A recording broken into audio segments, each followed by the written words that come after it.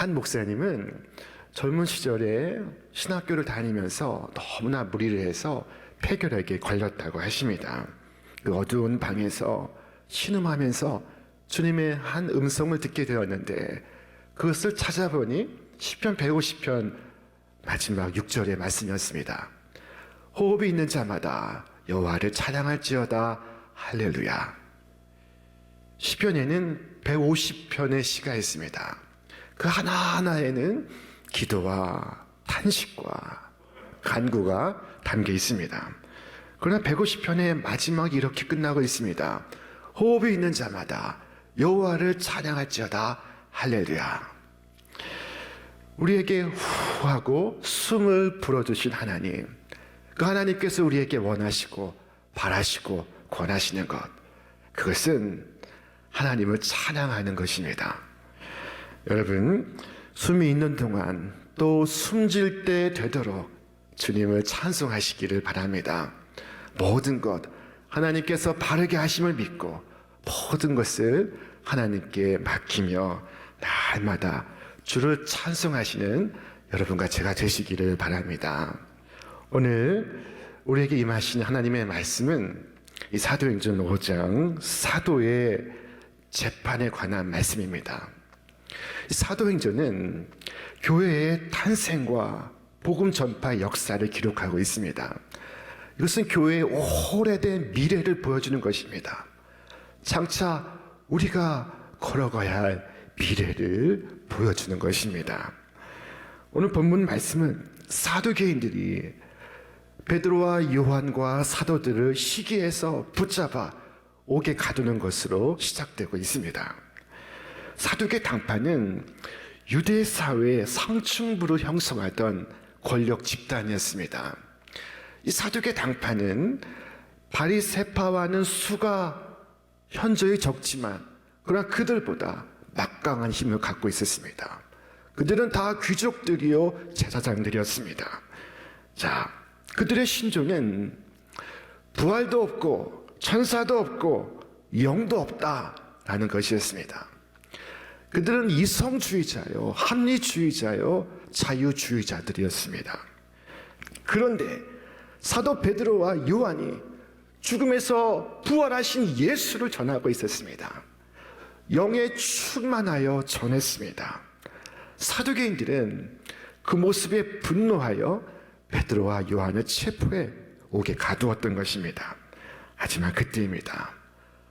천사가 내려와 그들을 옥에서 이끌어내고 있었습니다.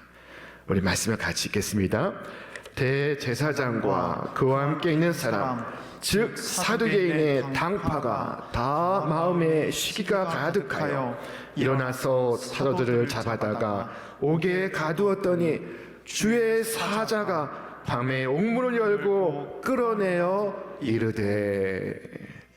자, 천사는 옥문을 열고 사도를 끌어내어 이 생명의 말씀을 다 말하라 전하고 있었습니다. 자, 한편 사두개인들은 공회를 소집해서 이 베드로와 요한과 사도를 다 붙잡아 지금 재판을 하고자 하고 있었습니다.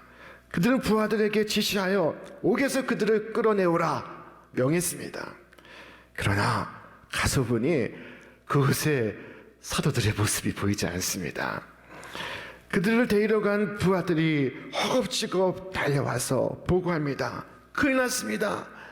감옥에 한 사람도 없습니다. 이 말에 모인 공회원들이 깜짝 놀랐습니다. 밖에는 창을 들고 있는 병사가 지키는데 그 다친 채로 그 안에 사도들이 사라져 버린 것입니다. 그들이 놀라 이것이 어떻게 된 일인가? 이게 무슨 일인가? 라고 수군거리고 있을 때 한 사람이 뛰어들어와 보고합니다. 감옥에 갇혀있던 이들이 빠져나와 성전에서 말씀을 전파하고 있습니다. 자, 사도는 그 시각 성전에서 생명의 말씀을 전파하고 있었던 중이었습니다. 감옥에 갇혀 있어야 할 이들이 성전에 남아서 백성들을 가르치고 있었습니다. 사두개인들은 할 말을 잃었습니다. 이내 부하들 보내어 성전에서 말씀을 전하고 있던 베드로와 요한을 붙잡아 놓고 재판을 합니다. 그러나 더 이상 베드로와 요한과 사도를 함부로 다룰 수가 없었습니다. 성경은 말씀하기를 강제로 못하면 백성들이 돌로 칠까 두려워함이더라. 성경 어디에도 그들이 하나님을 두려워하였다 말씀하지 않습니다. 그들은 사람을 두려워하고 있었습니다. 백성을 두려워합니다. 여러분, 하나님을 두려워하는 사람은 용기 100배하고 사람을 두려워하는 사람은 비겁해져 있습니다. 여러분, 이것을 잊지 말 것입니다. 자, 사두개인들이 물었습니다.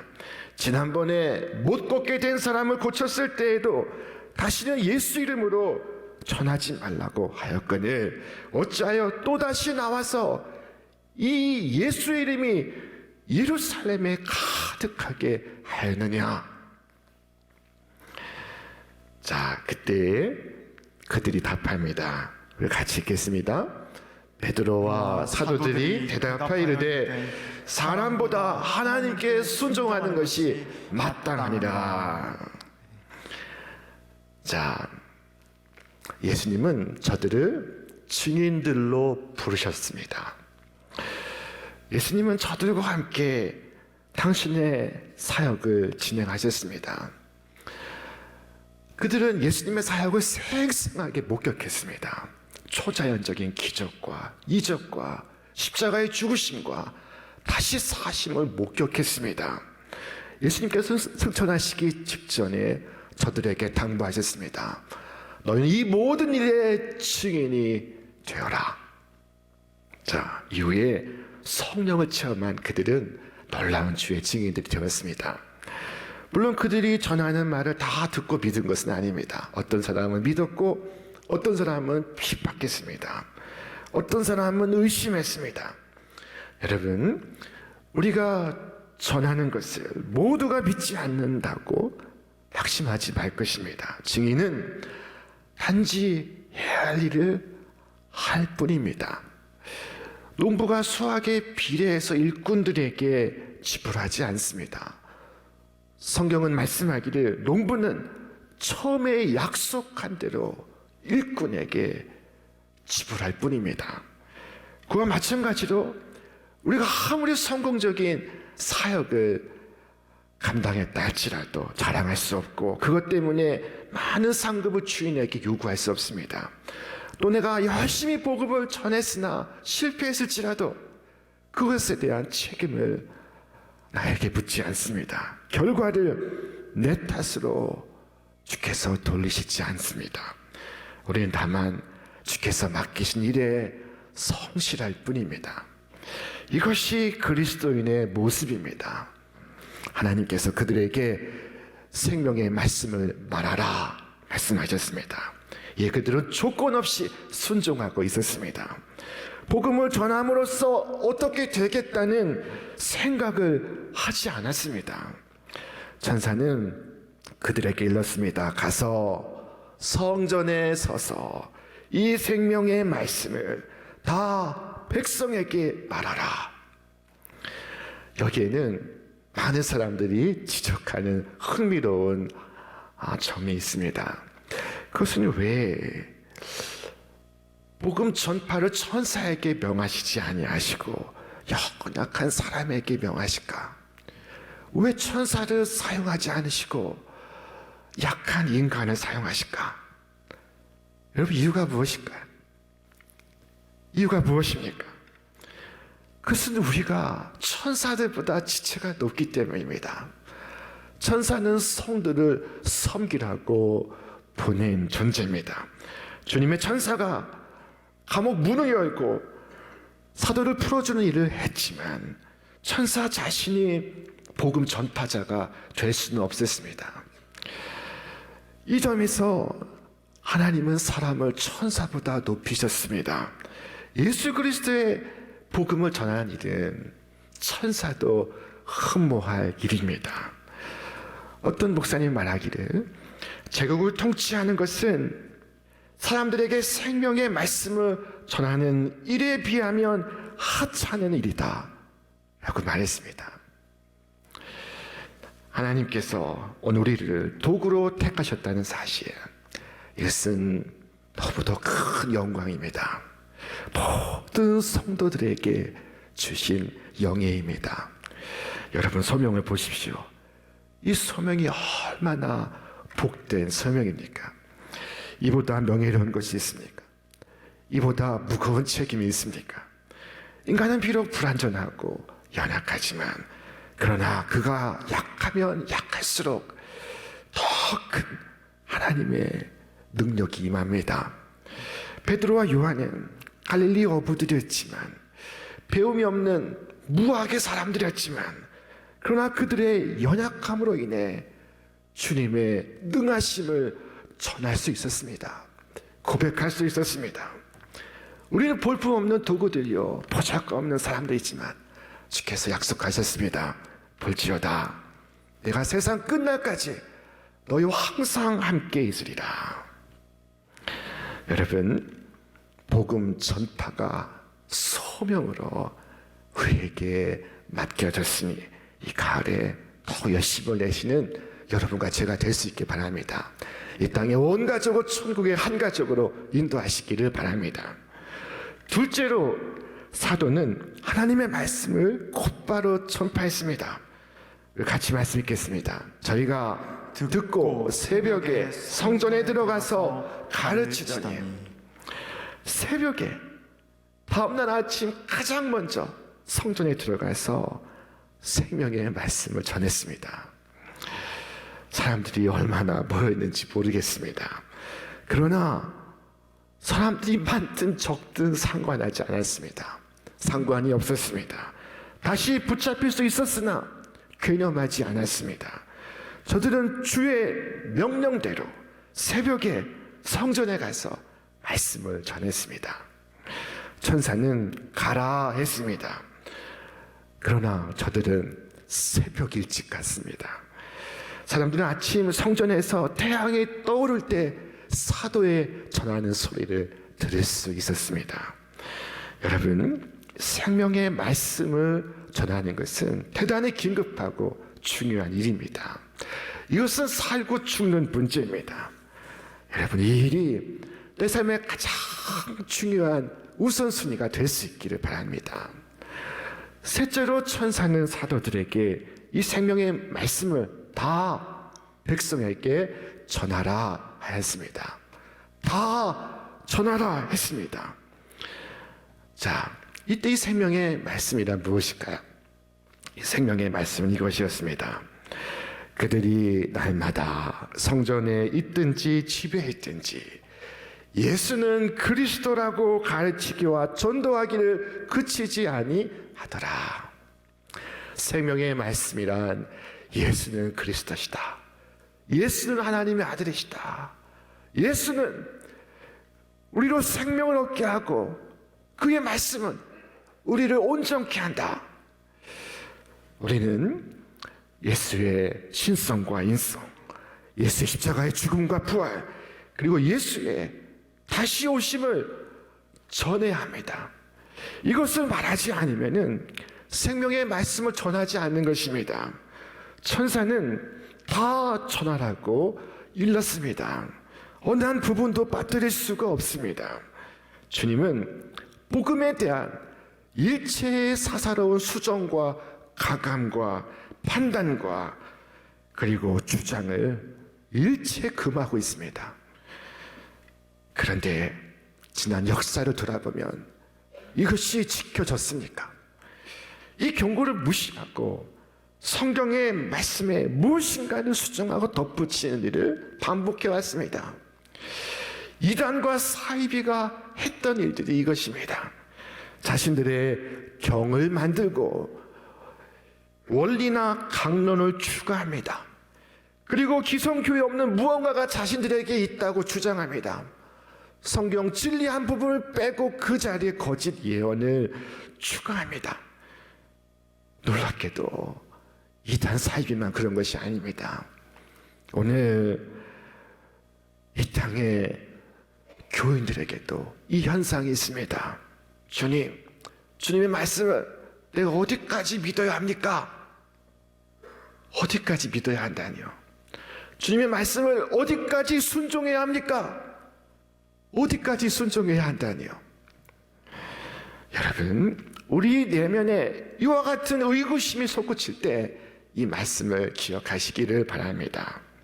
만일 누구든지 이것들 외에 더하면 하나님이 이 두루 안에 기록된 재앙들을 그에게 더하실 것이요, 만일 누구든지 이 두루마리 예언의 말씀에서 제하여 버리면 하나님이 이 두루마리에 기록된 생명나무와 및 거룩한 성의 참여함을 제하여 버리시리라. 수정 가감을 일체 금지하고 있습니다. 만일 우리가 복음의 어느 한 부분을 떼어낸다면 복음의 날카로운 부분이 사라지고 말 것입니다. 그처럼 우리가 진리를 듣기 좋게 편집하고 사람들의 입맛에 맞게 수정한다면 여러분, 그것은 더 이상 진리가 아닙니다. 그 행위는 순종이 아니라 반역입니다. 우리는 선지자 미가야의 정신으로 생명의 말씀을 말해야 합니다. 그의 정신이 무엇이었을까요? 자, 미가야가 이르되 여호와께서 살아계심을 두고 맹세하노니 내가 하나님께서 말씀하시는 것 곧 그것을 내가 말하리라. 한 번은 아브라함의 종이 주인의 아들 이삭의 아내를 찾으라는 지엄한 분부를 받고 저 주인의 고향 메소포타미아로 떠나게 되었습니다. 이때 종은 주인 아브라함에게 물었습니다. 종이 이르되 여자가 나를 따라 이 땅으로 오려고 하지 아니하거든 내가 주인의 아들 주인이 나오신 땅으로 인도하여 돌아가리까. 여러분, 어떻게 해야 하겠습니까? 세상이 예수님께로 오지 않는다면 예수님께서 세상에 맞추셔야겠죠? 세상이 교회로 올라오지 않는다면 교회가 세상으로 내려가야 하겠죠? 그래서 사람들에게 회개하고 죄인들 가운데서 나오라고 말하지 않고 오히려 교회가 죄악의 세상과 연합하고 타협해야겠죠? 세상은 우리에게 불쾌한 진리의 모서리들을 다 깎아내라고 말합니다. 인간의 타락도 말하지 말고 세상의 멸망도 말하지 말고 죄인의 두려운 파멸도 전하지 말고 죄를 미워하지 않아도 회개 없는 은혜를 말하라고 말합니다. 아브라함과 모세도 실수가 많고 성경에 오류가 많다고 고백하라고 합니다. 왜냐하면 시대가 변했기 때문이라고 합니다. 너무도 지나치게 믿는 것을 삼가라고 말합니다. 이 같은 결과 무슨 일이 벌어질까요? 회개가 무시되고 죄를 애통하고 슬퍼하는 것이 사라지고 허탄한 이야기와 철학이 그 자리를 대신합니다. 영적인 신앙이 멸시되고 세상의 유행이 그 자리에 들어섭니다. 그때 아브라함은 종에게 험히 말합니다. 그 누운 침상에서 맹세를 받습니다. 아브라함이 그에게 이르되 내 아들을 그리로 데리고 돌아가지 아니하도록 하라. 만약 여자가 너를 따라오려고 하지 아니하면 나의 이 맹세가 너와 상관없나니 오직 내 아들을 데리고 그리로 돌아가지 말지니라. 신부가 돌아오지 않는다면 그거는 네 책임이 아니다. 너에게 책임 묻지 않겠다. 종은 진실하고 성실해야 할 책임이 있습니다. 그러나 성공이냐 실패냐 이것은 종의 책임이 아닙니다. 여러분, 우리에게 주신 생명의 말씀을 자르고 손질하는 것은 우리에게 주어진 일이 아닙니다. 우리가 할 수 있는 일이 아닙니다. 우리는 이 생명의 말씀을 다 전해야 합니다. 온전한 복음을 모든 백성에게 전해야 합니다. 천사는 백성에게 말하라 하였습니다. 백성이란 누구를 말하는 것일까요?